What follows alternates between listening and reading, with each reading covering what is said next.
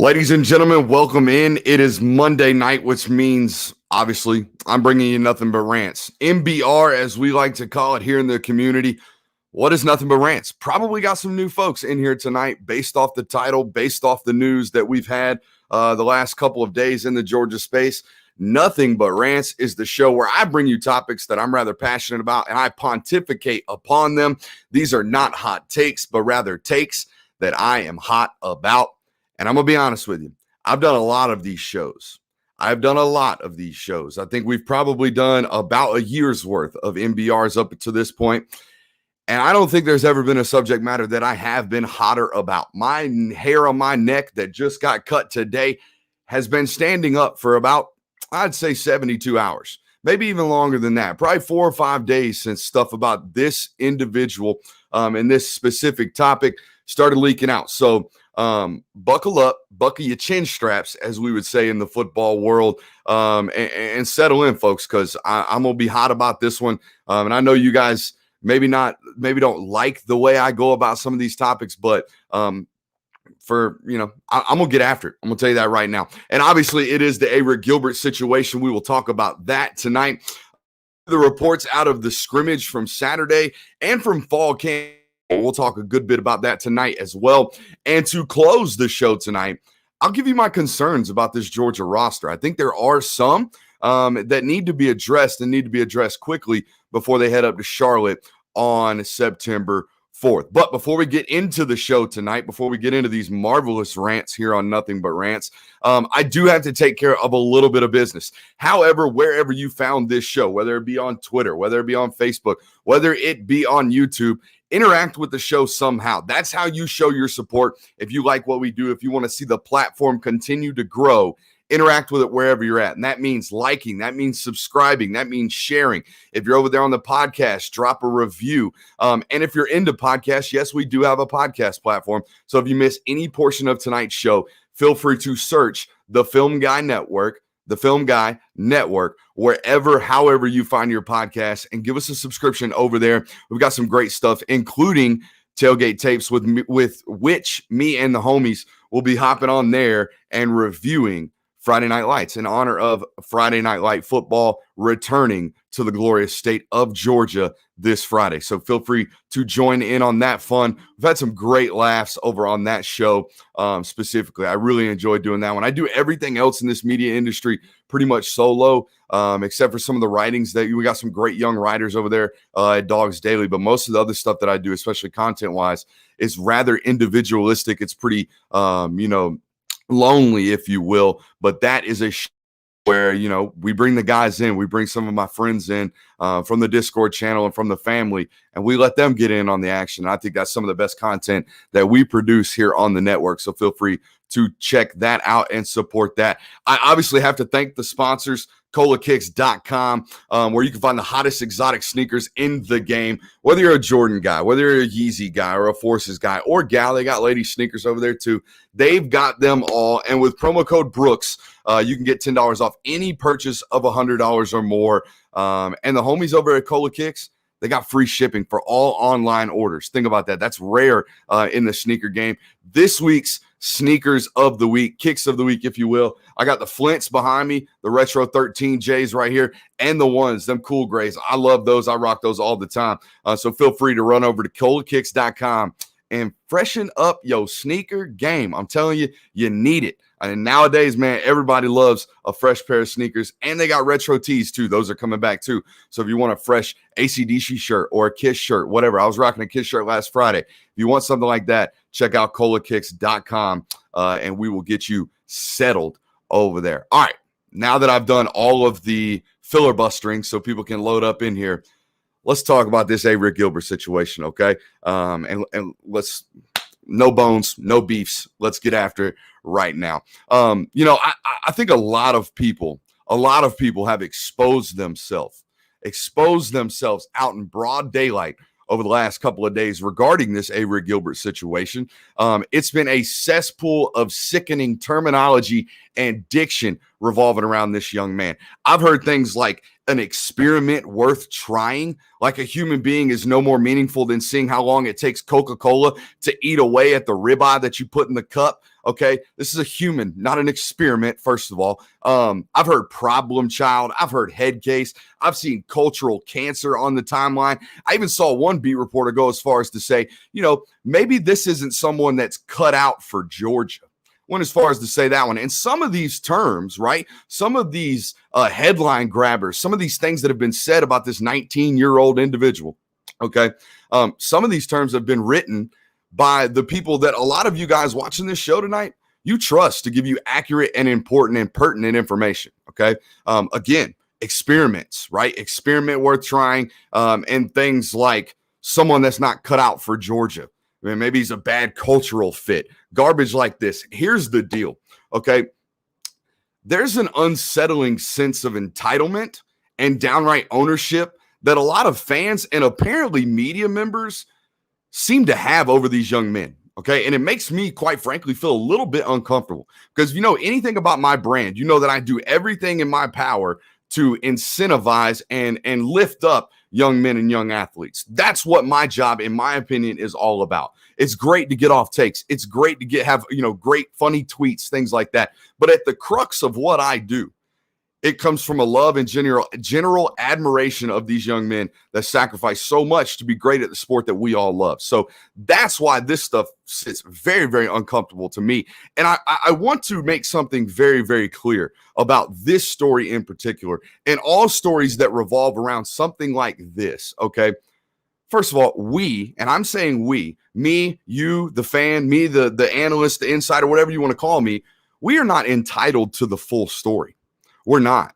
Just because, you're a fan or just because you're a beat writer or just because you're an insider, you're not entitled to everything that goes on, okay? You don't possess or we don't possess or have ownership over these players, okay? So, yes, you as the fan, okay, you're entitled to your right to be fanatical, right? That's where the term fan comes from. Fan is short for fanatic. And what do fanatical people do? They do irrational things every once in a while. They say irrational things once in a while. And as a fan, your passions and love for this sport, your fanaticism, I don't even think that's a word, your fanatic behavior and fanatic approach to the Georgia Bulldogs is what allows a person like me to have a platform like I do. So first of all, I'm very thankful for it. But that fanatical love for your team does not entitle you to the full story of what's going on with a young man with personal issues. If your coach tells you it's a personal issue, it's a personal issue. And it should be left that way. Okay? That's that. Okay, you just because an insider may or may not know, right? I got a lot of people in Discord that were frustrated with me because I wasn't giving them everything that I know. Okay, I'm not here to do that. I'm here to keep you informed as to what is going on, but I don't have to give you everything because some personal issues should remain personal, right? Everyone's not out here airing out your dirty laundry in the street, are they? No. So just because a young man or a coach plays for the University of Georgia or coaches for the University of Georgia, you're not entitled to the full information. You're not entitled to all of the dirty laundry. So I can assure you of several things on this topic tonight because no one seems to want to give you actual legitimate information or give you any information at all. They just want to talk. Okay, so I will give you what I can give you and what I can tell you publicly. You ready? Everybody get ready. Everybody get your notepad down. Okay, all you guys out there that are watching tonight that are probably going to write some stories on, okay? Go for it, right? Get your pen and pad down, okay? Here we go. Arik Gilbert did not cuss out Coach Smart. Arik Gilbert is not pouting because he was promised playing time. First of all, if you know anything about how A, really well-ran football program is run, but B, how Georgia runs their program, Kirby Smart ain't out here promising nothing. So anybody saying that on the timeline, that he's just pouting because he was promised to play wide receiver and they've been playing him at tight end, or they were promising him playing time and they got so-and-so ahead of him. They got so-and-so ahead of him. It takes time. No, all that's nonsense. There was no promises made. Arik Gilbert is not pouting. Okay. Arik Gilbert did not leave the program. All right. He is not MIA. That was the term I heard today. Missing in action. No, the University of Georgia staff knows exactly where this young man is, and they know exactly what's going on. And they are heavily involved in the remedy that it's going to take to get this young man back on the field. So that's what you need to know there. And my favorite one, My absolute favorite cockamamie theory that was thrown out on social media was that Arik Gilbert has a kid that's somehow sick. First of all, Arik Gilbert does not even have a child. He doesn't. He has no kid. I had a source tell me today, can you please address this? Because it is the silliest thing I've ever heard. He doesn't have a child. There's no sick child that he's at home taking care of. No, that's not it either. So that rumor, throw it out the window as well. Arik Gilbert, and this is the bottom line, Arik Gilbert is not a problem child. He is a young man dealing with a problem right now. And anyone telling you otherwise or claiming sources that he's upset about playing time, they're full of you know what. They're full of crap. That's what they are. And honestly, you probably shouldn't trust them with anything that you're reading, okay? You probably shouldn't even give them time anymore. You shouldn't, because they're spreading lies. That's what they're doing. They're spreading lies for clicks, and it's frustrating, especially when we're talking about, again, a young man that's just has no reason to have any of this spread about him, has no reason to have his name dragged through the mud. But because there has to be a story, somebody has to go with a theory, somebody has to put out content about it just to drive clicks and drive revenue and drive whatever they're trying to, whatever narrative they're pushing. It's bullcrap. You know, I got to tell you, I was rather impressed by the way in which Georgia fans and fans all across the country responded to Scott Cochran's leave of absence. You know, when I went on to social media, I saw a lot of, prayer hands up for coach. Hope coach gets his mental space right. Hope coach takes care of his mental health. Protection of mental health is very, very important. Prayers up for coach. Hope he gets back. Yet when a young man and your head coach tells you that he's dealing with some personal problems right now, who by all accounts, by the way, is an outstanding individual, a class like perfect citizen, okay, starts beginning to struggle a little bit in his in his personal life, everyone wants to pile on him. Everybody wants to go on social media and talk nonsense about him being a quitter and about him being a cancer problem and about how he just didn't want to compete and all this nonsense, because that's what it is. It's nonsense. Okay, so from now on, here's the bottom line on this. I don't know a timetable for Arik Gilbert's return. I don't think Georgia knows a timetable for Arik Gilbert's return. But in the meantime, because people are watching, young men that might be playing at Georgia in the future, they're watching. They're trying to see and gauge how it is that this, one of the best fan bases in the world, right? One of the best fan bases in college football. You don't think young men out there are watching how you guys respond to this? How you guys respond to your head coach saying he's got some personal dealing with right now? We love him and we are praying for him and we can't wait to have him back. And then some of you run to your little boards, run to your little Twitter feeds, run wherever you run, and you're talking nonsense. Okay, so people watching. So from now on, whenever this stuff gets brought up, do yourself a favor and do me a favor and do Arik Gilbert and his family a favor and do your program a favor. Just be supportive. Just be fanatical about the way in which you support not only the Power G, not only the red and black, but the men that wear it and rep it and put together a product for you to enjoy on Saturdays. Okay. That's all I got to say about that. That stuff, honestly, like I get it. Fans are fans. But when I see the media response to this, not only nationwide, but the guys supposed to be close to the program and the gal's supposed to be close to the program. When I see stuff like that, man, my blood boils, because you're supposed to be for the kids, You're supposed to be here for the kids. And maybe I'm ignorant. Maybe I'm naive about that. But that's the way I run my business. And I'm not saying everyone has to do it that way. I understand there's a buck that needs to be passed. But good Lord, some of the stuff that I saw, quote unquote, reported, some of the stuff that I saw talked about on some of these articles, nonsense. And honestly, shameful.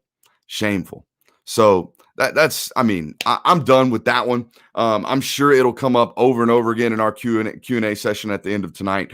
And you know what? We'll address this some more for people who missed. I know there'll be people in and out of tonight's podcast or, live stream. That's fine. We appreciate every single one of you for being here. And now, Woosfraba, I can take a nice long breather because I need it. And while we're doing that, let's thank some of these super subs right quick. I see $100 super sub in here. Yep, I already knew who it was. It is our boy Robert. who can't seem to stop super sub, and I appreciate it, Robert. I guess I'll give out 10 free subs for that one. If you want to be a member of the Patreon service and you haven't signed up yet, feel free to hit me up. Apparently, we've got 10 free subs already off the bat. I saw a $20 sub before we even went live tonight, so that knocks us up to 12. We might break a record tonight for free subscriptions. I'm telling you, that Patreon subscription is growing by the day. That family is growing by the day. And the source book is growing by the day. So if you want to be locked in, if you want to be, up to date with all of this stuff that's going on, head over to patreon.com/Brooks Austin. And if money's a little tight, don't worry. The fam's got you, as very, very evident here. The record is 21 free subscriptions. We are at 12 already. So if we want to get up to 22 tonight, y'all better make some shake, because we got two subjects left, and they pretty much revolve around the same thing. So we appreciate all of our super subs, especially you, Robert. You are MVP super sub, and we all know that. But I'm calling you off. You are called off for the night. I appreciate your love and support, man. Seriously, it means a lot. All of you guys that are here, even if you're just watching, we appreciate you for being here tonight. Whew. Y'all get it. I know y'all get it. Y'all see it. Y'all see the pain in my face when I talk about these things, and that knocks us up to 17 right there. We are 100% going to absolutely break some barriers on this one, and I don't do this very often, but I'm going to do this right now in terms of taking comments while we're not in Q&A sessions. Mental health does matter. It 100% matters. Mental health, physical health in general matters. And it's powerful to see that, some people are responding to this correctly, as we are absolutely getting flooded right now with super subs.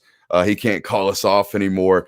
SSL, I'm pretty sure you're here tonight. Keep track of these. My God, we're going to be giving out free subs all night. My DMs are going to be on fire. Appreciate you guys for doing that. Good Lord Almighty. I saw a comment about money being tight. Write that name down. Let's not call them out in public. Write that name down, guys. SSL, give me that name. Post show. We will take care of those guys. Honestly, hats off to all you guys. This is mad love coming through on the show tonight. Honestly, it's just a little bit humbling and breathtaking. So we appreciate you for doing that. But I do have to get on to a show. Most people are here to watch the show, not see me gallivant about how powerful my group is. We've already shattered that record, by the way, Rudy. That thing's gone. That thing's way gone. All right, let's talk about this camp update, right? If you were over on Patreon Saturday, we had a running blog. I mean, an absolute running blog of live updates from a closed practice. Honestly, I don't know what other people in the industry were doing, but I just know that I had multiple subscribers over on Patreon tell us that it wasn't even close. Blew them out of the water. So if you want, real in-depth practice notes and pretty lengthy practice notes, hit us up over there on patreon.com, and you see how powerful our community is and how much they love it and support it. And that's not me. That's those guys and gals over there. That is 100% a family right there. And they've known well about this. They've known my feelings about this. They got this rant Saturday, I believe it was, when all this quote unquote news broke. It was not news to them, but they got my live in person, really, really heated opinions on that one Saturday afternoon. So we do a bunch of exclusive content over there on Patreon, patreon.com/Brooks Austin. Feel free to join. Let's talk about this camp update. I'm going to tell you this right now. Anyone that's ever played college football or any high level football, they'll tell you one thing. When it comes to fall camp, spring camp in general, if your defense ain't wiping the floor with your offense during scrimmages, you got yourself a problem, an absolute problem on your hands if that's the case. Because here's the deal. Ain't nobody seen your offense more than your defense during these scrimmages, during these practice settings. It ain't happening. Ain't nobody seen the guys they're going up against more than your own defenders. Okay, and that favors the defense far more than it favors the offense. The offense's biggest advantage is the fact that the defense doesn't know what they're doing, right? The element of surprise, if you will. that ceased to exist to some extent when you see the same stuff over and over again, especially during fall camp when you're not just running the whole playbook, right? You're installing it week by week. You're giving them just a little bit, 10% here, 10% there. And then by the time you ramp up to the first game, you hope to have about 75% of your offense installed. And by week 6, you hope to be running and gunning at 100%. It's not realistic to sit there and think that your offense is going to go out there and absolutely light it up. I can put it to you this way. If you lined up Nolan Ryan in his prime, who is the jersey we typically had behind us in the old studio, if you lined up the smoke throwing Nolan Ryan in his prime against the best college hitter in the world, right? The best college prospect in the world, and lined them up every day for 12 days. By about the 10th, 11th day, that college hitter is going to have his number. Okay. He's going to have something for him. He's going to be able to put the ball on the bat on the ball. Okay. And he's going to be able to square it up and make some solid contact, right? It's the same thing for your defense. The defense sees the same thing over and over and over and over again, right? They're eventually going to catch on. Their reaction times are going to be faster, right? They're going to be moving quicker. They're going to be more confident about where it is that they're going, where it is that they need to be. So that's all that's going on. You compile that with the fact that you were down, 4 starters on offense, right? 3 receivers, and your starting center. Yeah, I would hope your really, really healthy and really, really experienced defense just wipes the floor with your offense. That should be the case. The only report that I've seen surfacing about the offense shredding the defense is up there at Tennessee. And honestly, we're going to have some more on this front, but if I'm a gambling man, which I'm not yet, if I'm a gambling man, I'm putting a house on every single over that there is at Tennessee. Because during the spring game, they scored like 75 points. During Saturday scrimmage or their first scrimmage, offense was looking good, right? Running up the score on their defense. Okay, so a couple of reasons for that. One, they got a new offense up there at Tennessee. It's really foreign to everybody, not only in the building, but especially those defenders, right? And they got an entire new roster defensively, basically, because they lost 29 players to the transfer portal in the last 365 days. So you combat that with the fact that, that defense, I'm serious, they might give up 60 a game, in my opinion, this year. Yeah, that's the only school that I've heard about where it's like, yeah, man, the offense looked great. They were hitting on all cylinders. It was laser beams everywhere. That's not as good of a report as you think it is, because defense is still a major portion of this game of football.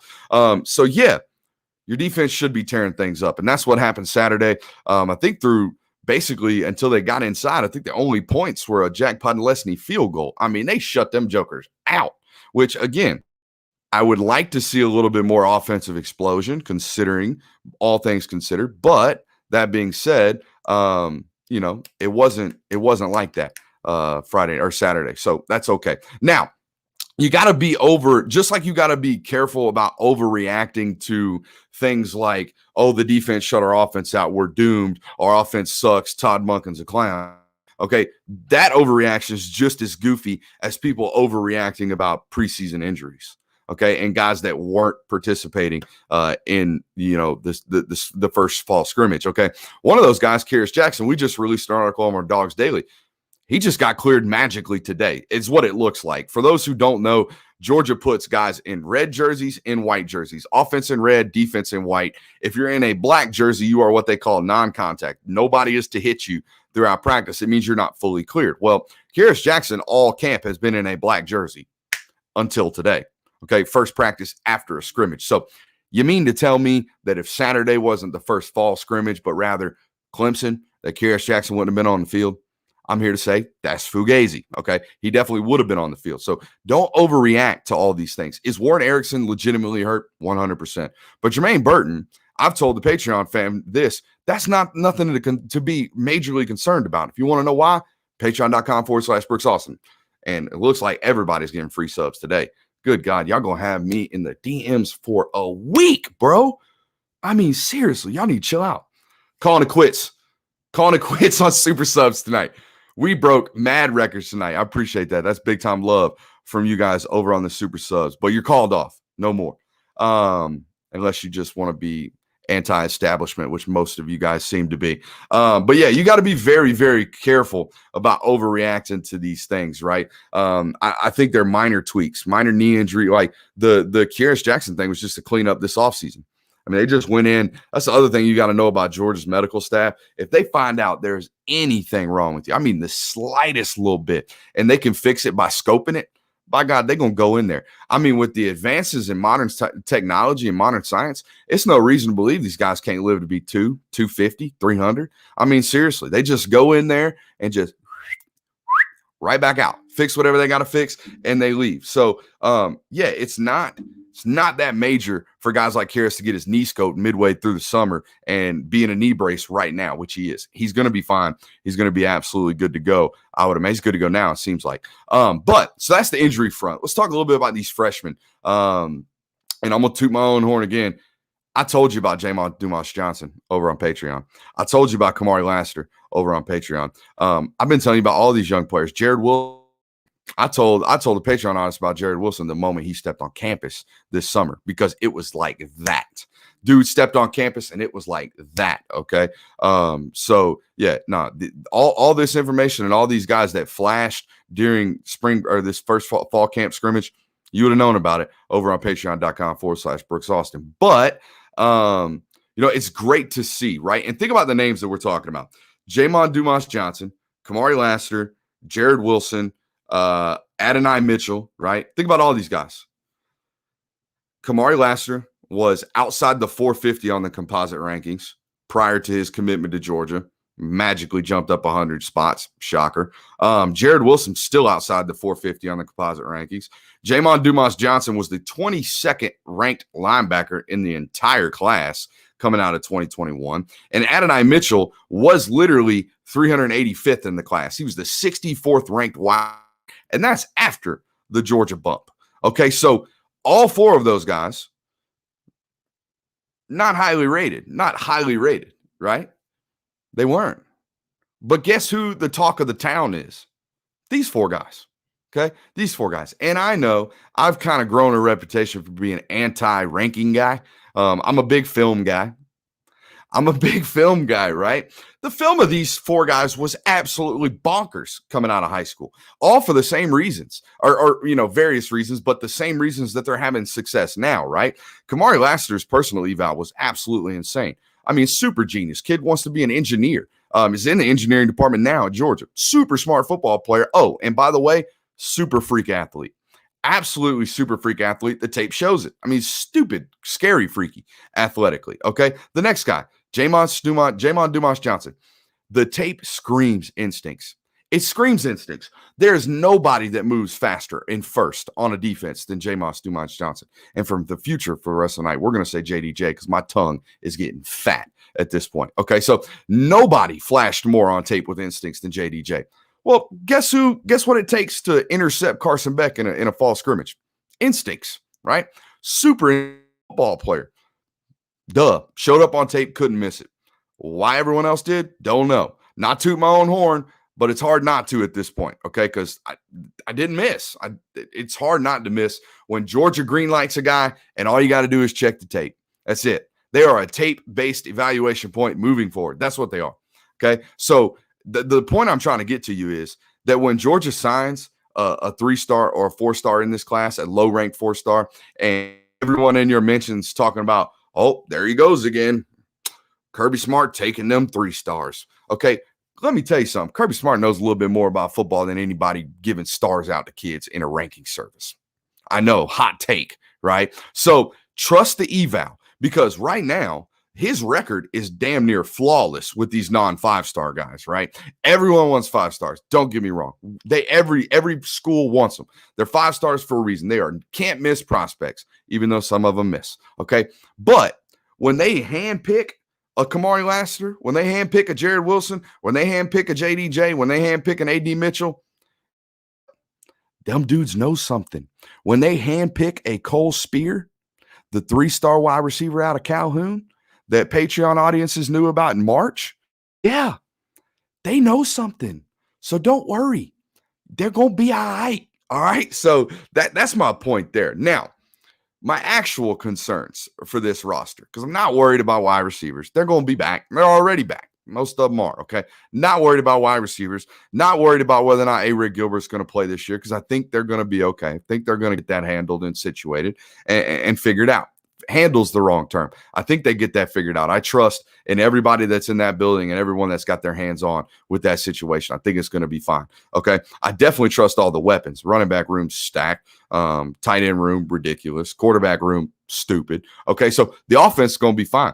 Ain't got no concerns about most of the offense. Damn sure don't have concerns about that defense. They're going to be good for eternity. I do have some questions about the depth at defensive back, particularly safety. Everybody wants to talk about corner. They got plenty of dudes at corner. Trust me.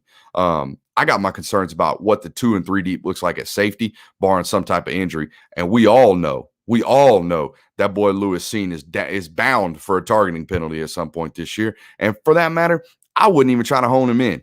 You try to slow kids down like that, you're going to take away what makes them great. So I wouldn't even worry about that. If he gets one, he gets one. But I would worry about what the 2 and 3 deep looks like at this point based off what I know and what I've been told. Now, my actual concern, there's one concern for me right now as we approach September 4th. We're 19 days away, right? Anybody ever heard, I'm going to give you the 3 words first. Offensive line continuity. Anybody ever heard of the 10,000 hour theory?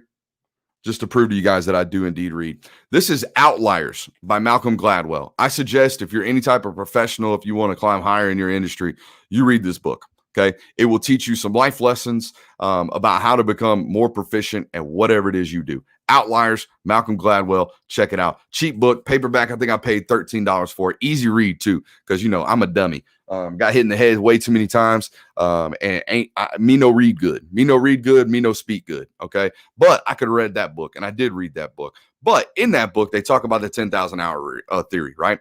This rule simply states that it takes 10,000 hours of intensive practice to achieve mastery of complex skills and materials, right? I would consider playing offensive line a mastery skill. I would consider going up against Clemson and dominating a mastery skill. You're going to have to be masters of offensive line play to handle those guys. And it's a complex skill at that point too. So Georgia obviously doesn't have 10,000 hours worth of practice time even available. Okay. Not available. They get 20 hours a week. If you want to know that joke, just ask me. 20-hour a week rule in the NCAA is the biggest crock of horse manure that there ever was. If you think these kids are only working 20 hours a week inside that building, you got another thing coming. Okay, that's a 40-hour a week job, bare minimum at the very least. But anyways, they don't have 10,000 hours of practice available, but they have drastically cut into the total number of reps that one congruent unit is going to take in order to achieve success against Clemson. They have. And it's not their fault. A lot of it has to do with Warren Erickson getting injured. And a lot of it has to do with not knowing what you're going to do at left tackle going into camp, right? And then that is compounded by Erickson getting hurt. But it's simple for me because I use the word continuity because offensive line, unlike any other position in football, okay, defensive line, every once in a while, you got to be on the same level, right? You got to hit your stunts correctly and effectively. Wide receivers got to run the right routes, stuff like that. But there is not a position unit on the field that works in unison more than the offensive line. Watch it on Saturdays. Watch it on Sundays. Those guys are working as one collective unit, down in and down out. Okay, so and I'm gonna try to explain this to you at the simplest way I can. Okay, when we're talking about double teams, right? 2 offensive linemen blocking 1 down lineman into a linebacker. Okay, some guys that you're working with, if you're a center, sometimes your left guard's a little bit slower than your right guard. Sometimes your right guard's a little bit stronger than your left guard, which means every time you go to combo with the left guard, you've got to change some things than you're doing with your right guard. Simple, right? Some offensive linemen don't need any help in pass protection. Some offensive linemen do need a lot of help in pass protection. It's your job as an offensive lineman to find that continuity. And it's your job as a head coach and an offensive line coach to find your best 5 and let them roll. Okay. So for the guaranteed starters, it makes a major difference for those guys, right? The Justin Schaefers, the Jamari Sawyers, the Warren McClendons. you're messing with their mojo every single time you throw somebody in there and throw somebody new in there. And every day we're rotating guys and every day we're changing things. It messes. There is a very distinct reason why NFL football teams and most college football teams, you play 5 offensive linemen. That's it. You don't rotate offensive linemen. You never have and you never will. And a lot of people think as well, because they don't get tired. Bull crap. Go on a 16-play drive. Tell me if you ain't sucking wind, okay? They get tired. But what they don't want to do is mess with that mojo. And right now, because of the things that have happened with their injuries, because of the things that happened coming into camp where they didn't know full-on answers as to what they were going to do at both the left guard or the left tackle position and subsequently both of the guard positions, because you don't know if you're going to move Jamari inside or what's going to happen. Because of all that stuff, you're losing opportunity to build continuity, which I think I've done a pretty good job of explaining to you the importance of that thing. So when you're going into an opening game against a football team that has, without a doubt, in my mind, the best front 4, and I think we can extend it to the front 6, despite how much I ripped James Skowski to death on our film study last night. Despite all those things, you've got a really, really tough and experienced unit coming your way against Clemson. And right now, you're 19 days away from the game, and you got about, say, like 15 practices left, like actual physical practices where you can get work done. And you have no answers. That's concerning for me. Okay. Now, the good news about this is you've got an answer at quarterback, which is the most important thing. Ask Texas about that right now. They don't know who they're going to start. Okay. That's a problem. That's a bigger problem than not knowing if Jamari Sawyer's going to play left tackle or whether he's going to play center or whether he's going to play guard, whatever. Okay. That's a bigger question than not having continuity on the front 4 or front 5 rather. But it's still concerning for me. And that's literally concern I have going into this football game as an analyst breaking down the tape. Okay, that's what I do. If you're new to this platform, which we're breaking records in more ways than one tonight, so we appreciate you for being here. But if you're new to this platform, that's what it's all about. Okay, I'm a film guy. I don't just use that term because I like it. That's my MO. That's who I am. Take that I bring you is base football take, not humanity take. Our opener tonight was a humanity take. And honestly, I don't think there's a possibility to be on the wrong side of that one. There's one way to be when it comes to the sanctity of humanity and being a human and caring for another human, which is the case in Arik Gilbert, which you need to extend that general basis of human caring towards that young man. But every other take I bring you, right, players, about my concerns, things like that. It's all based off film. That's all it is. It's not based off narrative. It's not based off media writings or anything like that. It is all about the film, what I see there. And my years of experience grading tape and looking at tape tells me that guys that have played together more often and longer on that offensive line unit, 9 times out of 10, they're going to play better. They 100% are. All right. So we've got a record number of people in here tonight. I would appreciate it if we start firing off them Q&As, okay? But before, as you guys start loading up those Q&As right now, if you're one of these people watching tonight and you want a free sub, go ahead. My DMs are open on Twitter. I would hop in there right now because as soon as I put a tweet out about how many free subs we got, it's going to be a wildfire, okay? It's going to be an absolute wildfire over there in the DM. So if you want to hop in on this free Patreon subscription, hop into my DMs right now. Be the first one there. I think as I said that, literally, I got a direct message. I definitely did. So if that's you, hop in there right now. We will take care of you. The Film God fam came in hot and heavy tonight. All right, start loading off those questions. SSL, you know the deal. Don't let me miss one while I'm here. We got about 20 minutes of these, so let's get after them. But before we get into that, one more opportunity to thank the folks over there. Again, man, all these fresh sneakers, okay? That's where you get them. ColaKicks.com. Promo code Brooks will get you $10 off any purchase worth more than $100. So we appreciate you guys for being here. We appreciate those guys for not only getting your boy dripped up every time he leaves the house, but also supporting the show. They are honestly the best sponsor. There's a reason they were first, okay? We got other ones rolling in. I'm telling you that right now, but there is a very distinct reason that they are first. So I see all this money flying in here. y'all go throw it at my boy Jerry and Cola Kicks over there at colakicks.com. They also have a store up there in Augusta. So if you want to go see these shoes in person, which you can, okay, it's good for you. But I'm going to tell you right now, ain't no fake sneakers getting sold on that website, okay? They ain't going to get you. You ain't going to get got over there on colakicks.com. But the folks over there at that Cola Kicks 706 spot over there in Augusta, they're the finest folks when it comes to the sneaker game. So go holler at them. Colby, good God almighty. I am blown away by this tonight, guys. I mean, absolutely.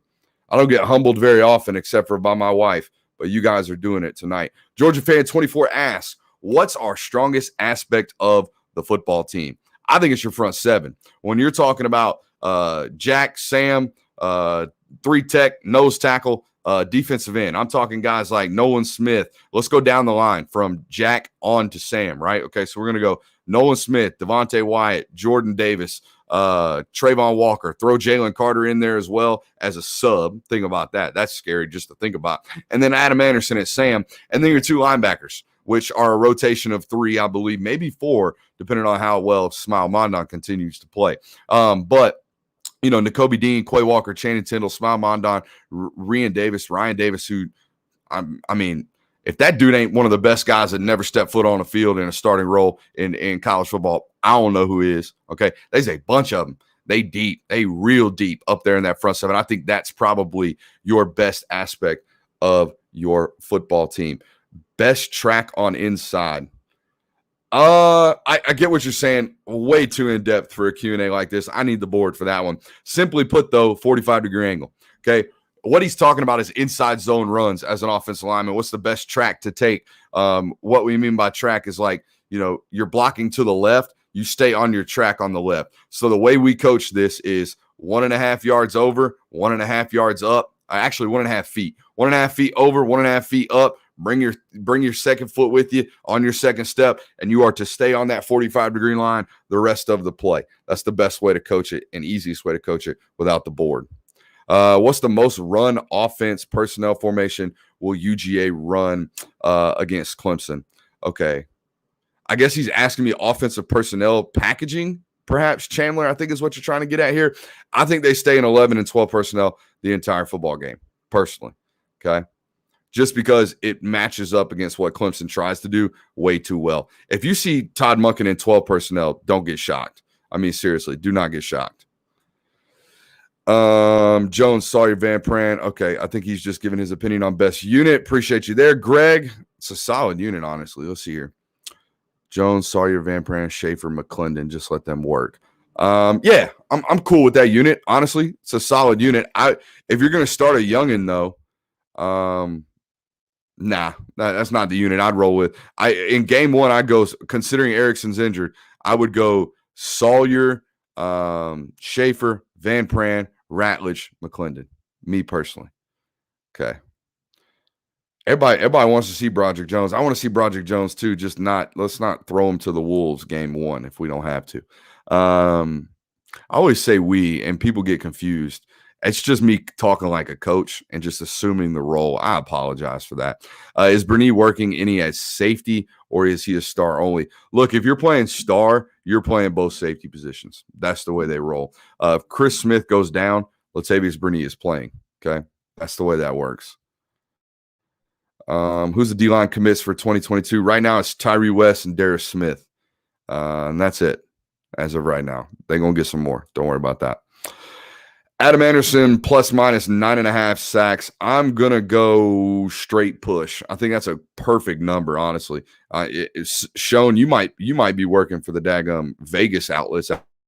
That's the perfect line. But if I were pinned down, I would probably go over. They're going to give him a lot of opportunities to get after the quarterback. And for that matter, let's go back to this question.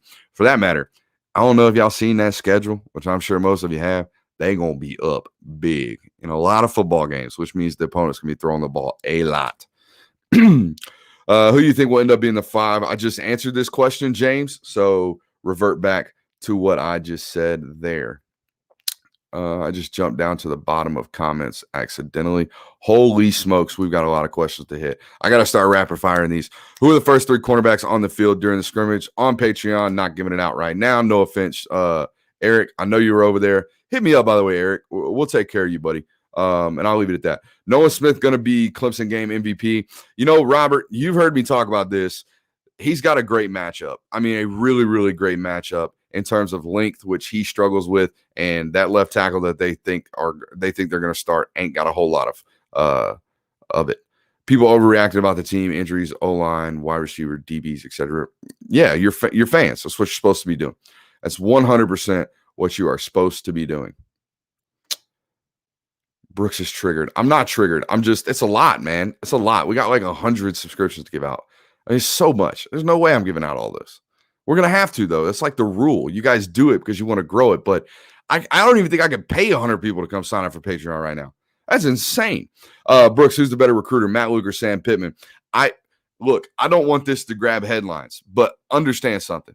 Sam Pittman might be one of the best recruiters in the country, period, point blank. Have y'all seen what that joker's doing at Arkansas?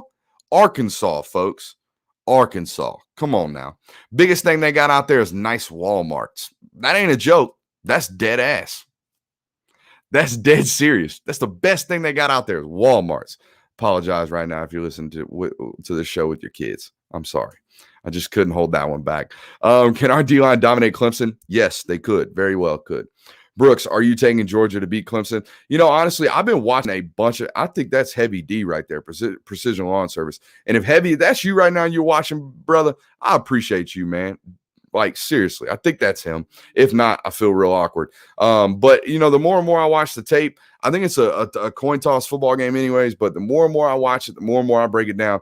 Yeah, I think I am going to take Georgia just a little bit over it. Lions put a dead push. I take Georgia. I'm surely taking Georgia with the 3.5 points. I think this is a 38-35 football game, honestly. I think this is a borderline shootout at this point. Okay. How many carries does Kendall Milton get against Clemson? Let's call it 9, 10. I think he averages 10 carries a game this year. That's a hot take right there. Not a hot take. That's just my opinion. Here we go. If you had to guess, will Arik be back and possible timetable? I've answered this at some point tonight. I know we got guys coming in and out. So great question. I do think he will be back. There is no timetable. Quickest way I can put that down right there. Lots of pistol this year. You know, they started running a little bit more last year when JT got in there.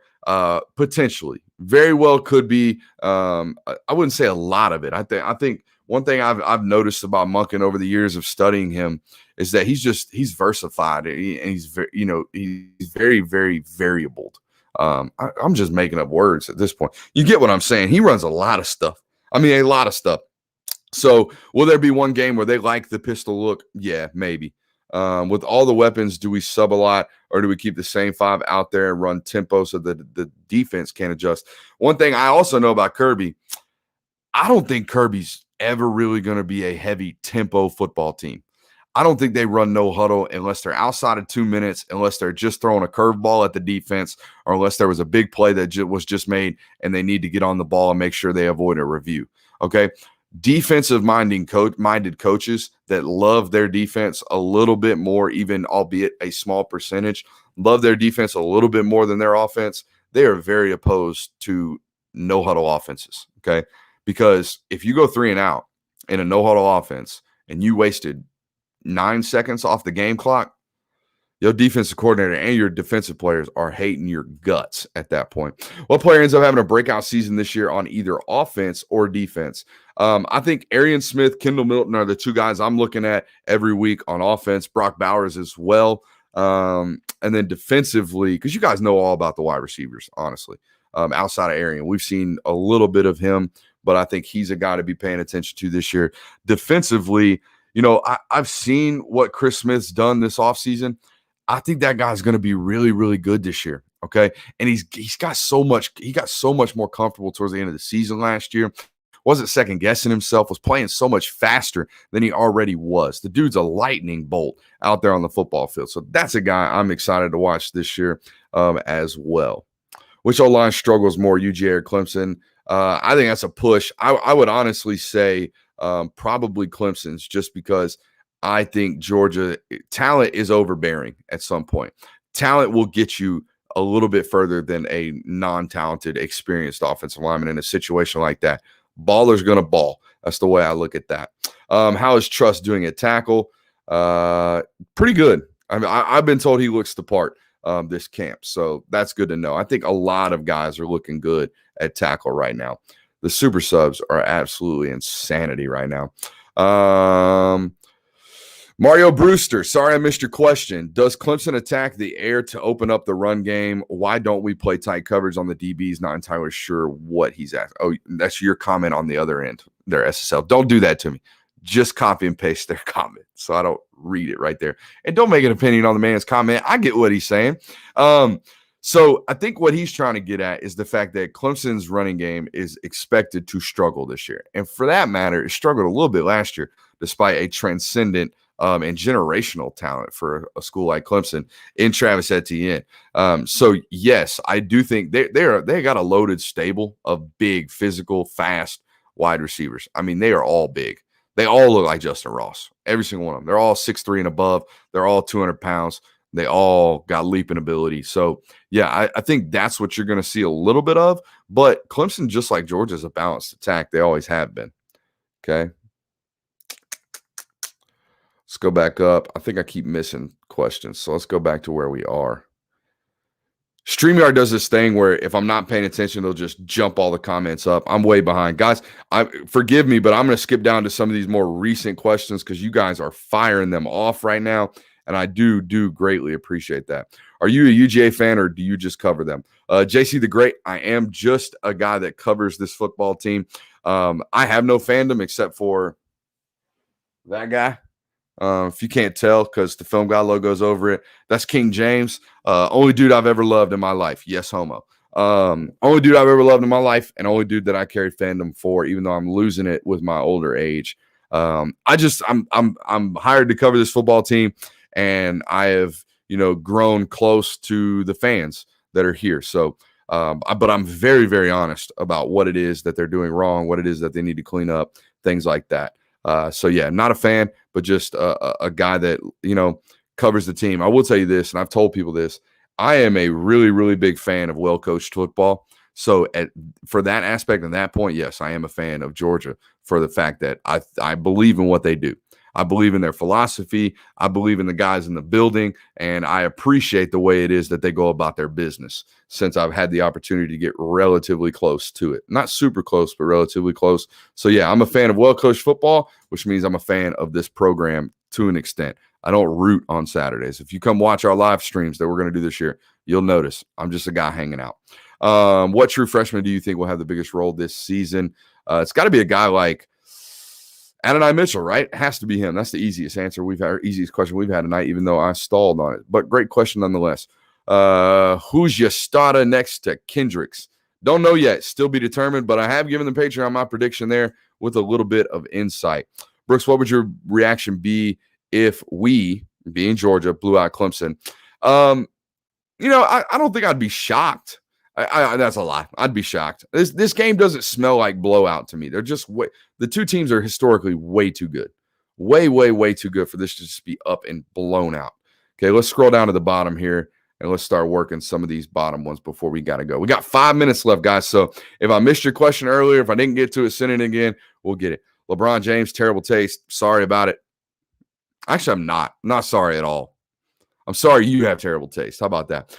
God forbid a generational, once-in-a-lifetime talent comes into the NBA and you don't like him because, you don't like that he's a gamesmanship or he's, got some gamesmanship about him and he draws fouls a little bit too, frivolously. Okay? Bump y'all. All y'all LeBron haters. Get up out of here. Don't leave. I'm just kidding. We can have differing opinions about basketball players. I've also grown to love Kobe since all that stuff happened. I think some of the best work I've ever done on camera was a cold open that I did on Kobe Bryant. And I'll diatribe on this for just a second. I was one of those people that was team LeBron and didn't care for Kobe's game. And honestly, it shouldn't have taken losing him to come to the realization that was wrong, right? You shouldn't just root for one guy and hate the other. it was an immature aspect of what I was doing fandom wise. I should have been able to sit there and understand what greatness looks like and be able to absorb it and appreciate it. And I'm very regretful for that. I didn't watch near enough Kobe Bryant to appreciate what it is that he was. And it's typical life, man. It's how we work. Until it was gone, I didn't appreciate it, and that's a shame on me. I'm so glad someone asked this question. That right there is the GOAT, Mike Allstott. How about that? If y'all know who Mike Allstott is, go hit that YouTube after this show and go check out some Mike Allstott highlights. Is Jamal Adai an upgrade from Charlton Warren to coach the secondary? Look, the proof isn't there yet, right? We haven't seen them play. But what I will tell you is this. How do I do this without being negative? Jamal Adai brings an aspect and a level of energy, not only in the building, but on the recruiting trail that someone else did not. We'll leave it at that. Okay. We'll leave it at that. Who has the better individual game, DJ Uiagalelei or JT Daniels? And who do you like best for the Heisman out of the two and overall to get the award? If I'm taking an NFL draft tomorrow, I'm taking DJ Uiagalelei. I'm sorry, that's me as a scout. I'm always going to take bigger, faster, stronger, better athlete. It's just the way it is. He's got really good tape too. He does some stuff on film that you just can't quantify. Okay, so when you watch guys like Patrick Mahomes and Josh Allen and all these big physical dudes in the NFL, this is the next one. So if I had to sit here and draft one or the other, I would take DJ. Now, as far as the Heisman question all comes down to the last weekend of the season. Okay, do you rack up stats? I'm here to tell you, spoiler alert, both these guys going to rack up stats. Okay, so that's out of the question. The next question becomes, are you in a position to win a national title? And did you get out of the ACC or SEC championship game as either an undefeated team or a team that's going to the college football playoff? Those are prerequisites to winning a Heisman Trophy. Will it be Jackson, Burton? Okay, I see what you're saying. Will it be Karis Jackson in the slot, Jermaine Burton as Z, and Rosemi Jackson at the X to start versus Clemson? That's a good guess. I would think. Is that Arik? E-Money. There's the only E-Money I've ever met in my life, but I don't think that's him. There's two E-Moneys in this world. What's up, E-Money? I had a buddy growing up, one of my best friends, next to the best man in my wedding. He went by E-Money growing up, so that threw me off for a second. But yeah, that's a good bet, honestly, for a lineup there for those guys. During the Ohio game, what are you talking about? Here we go.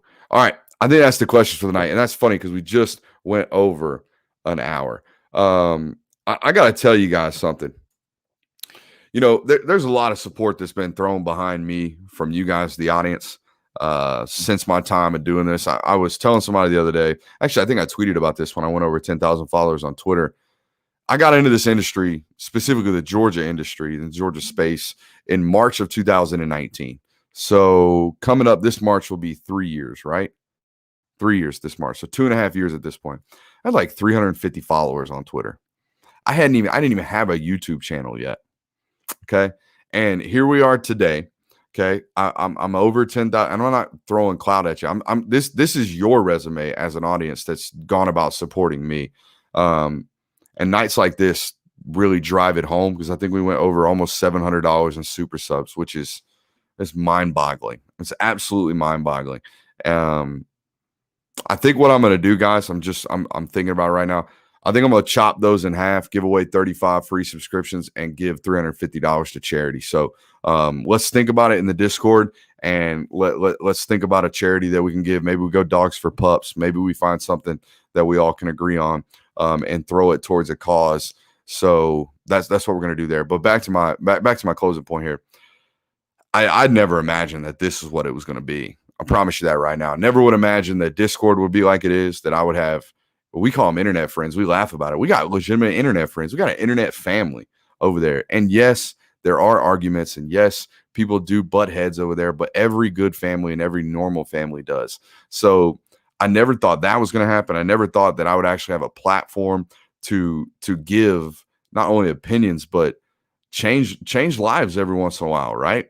And that's why I'm so passionate about what I do with young men and young women in this space, and especially football players. So if you see me get a little too angry, or if you see me get a little too passionate on social media about a topic, that's what it's all about. It comes from a good place, and I think that resonates with you guys, obviously, based off tonight.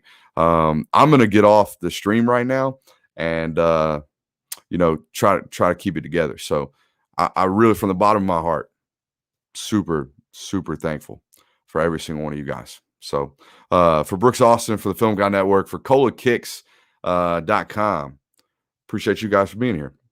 We'll see you Wednesday.